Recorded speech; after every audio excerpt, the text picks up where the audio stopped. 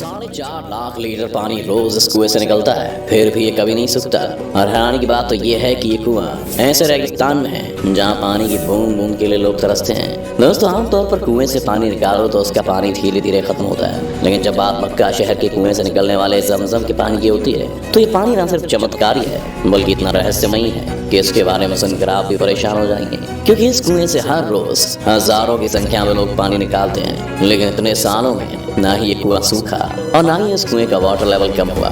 और ये कोई ऐसा वैसा पानी नहीं है, इस्लाम धर्म के लोगों के लिए किसी अमृत से कम नहीं है, जिसके पीछे की कहानी सुनकर आपके पैरों तले जमीन खिसक जाएगी। और अब हम आपको एक वैज्ञानिक की इस पानी के ऊपर की गई रिसर्च के बारे में बताएंगे, तब तो आपको और ज्यादा हैरानी होगी। तो चलिए शुरू करते हैं।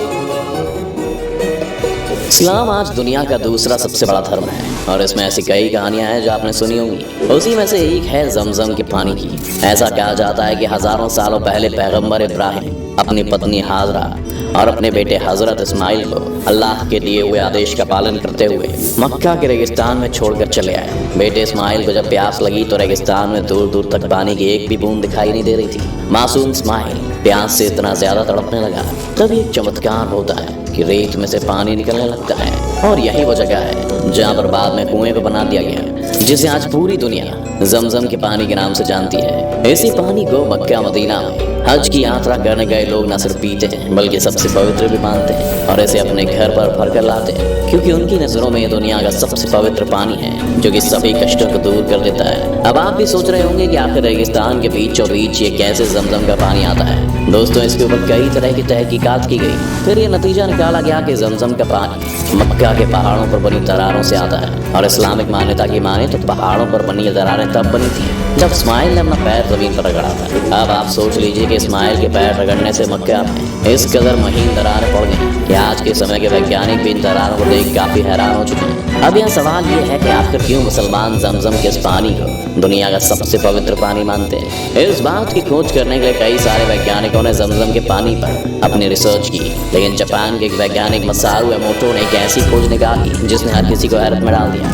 मसारू एमोटो एक ऐसे वैज्ञानिक हैं जो दुनिया भर में अलग अलग जगह पर पानी पर रिसर्च करते हैं। ऐसे में जमजम के पानी के ऊपर रिसर्च करने के लिए इनसे बेहतर इंसान कोई और नहीं हो सकता था। जब इन्होंने जमजम के पानी को लिया तो उस पर काफी लंबे समय तक अपनी स्टडी की, इन्होंने रिसर्च की। और ये रिसर्च इसलिए लंबे समय तक चली क्योंकि एमोटो ये समझ नहीं पा रहे थे कि आखिर ये पानी है कैसा।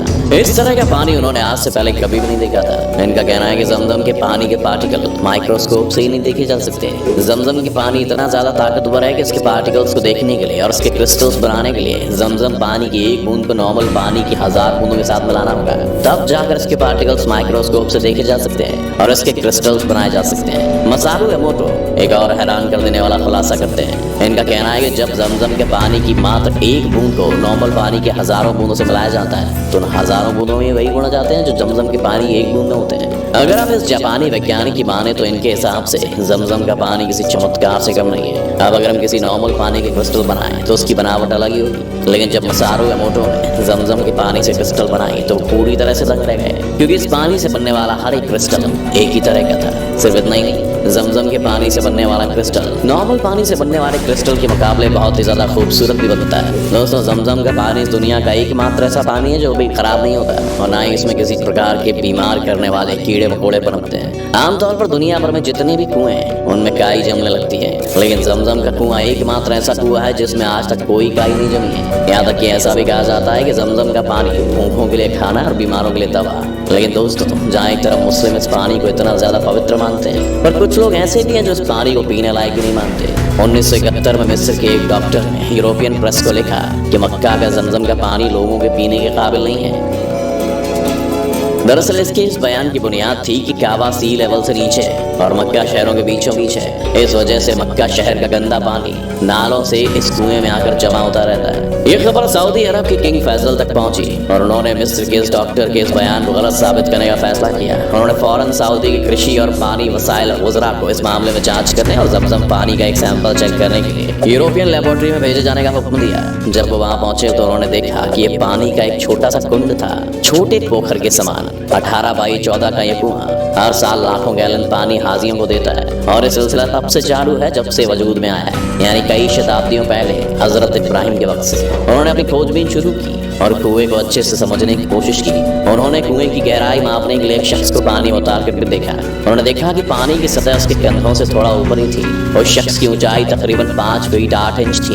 उस शख्स ने सीधा खड़े रहते हुए उस कुएं में एक कोने से दूसरे कोने की तरफ खोजबीन की कि पानी आखिर किस तरफ से आ रहा है, पानी की धारा कहाँ है जहाँ से पानी निकल रहा है। उसे पानी में डुबकी लगाने की इजाजत नहीं थी, इसलिए उसने बताया कि पानी किस जगह से निकलता है उसे अभी समझ में नहीं आया। इसलिए उन्होंने दूसरा आइडिया सोचा। उन्होंने इस कुएं में पानी निकालने के लिए बड़े बड़े पंप लगा दिए ताकि वहां से तेजी से पानी निकल सके और पानी के स्रोत का पता लग सके।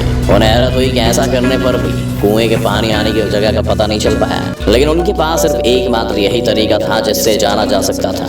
इसलिए उन्होंने पंप से पानी निकालने के तरीके को फिर से दोहराया और पानी में खड़े होकर और से उस जगह को पहचानने की कोशिश करने लगा। इस बार कुछ वक्त बाद ही उसने हाथ उठाया और खुशी से झूम उठा और बोल पड़ा, मुझे कुएं में पानी आने की जगह का पता चल गया।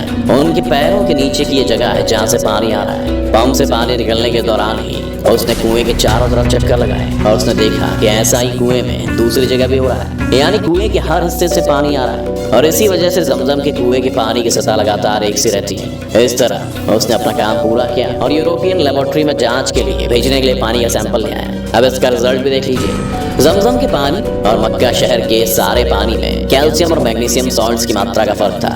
जमजम में दोनों तत्व ज्यादा थे। शायद यही वजह थी कि जमजम का पानी यहाँ आने वाले कमजोर हाजी को भी ताकतवर और तरोताजा बनाए रखता है। अहम बात ये थी कि जमजम के पानी में पाया जाने वाला फ्लोराइड अपना अहम असर रखता है। ये फ्लोराइड कीटाणुनाशक होता है। ये तक कि यूरोपियन लेबोरेटरी ने अपनी जांच में बाद में बताया कि ये पानी पीने के लिए अच्छा है। और इस तरह मिस्र के डॉक्टर का जमजम के बारे में फैलाया गया प्रोपेगेंडा गलत साबित हुआ। इस रिपोर्ट की जानकारी जब शाह फैसल को दी गई तो बेहद खुश हुए और उन्होंने यूरोपियन प्रेस की जांच रिपोर्ट भिजवाने के हुक्म दिए। इससे जुड़ी एक और हैरत कर देने वाली बात आपको बता दें कि जमजम का ये कुआं कभी भी नहीं सूखा।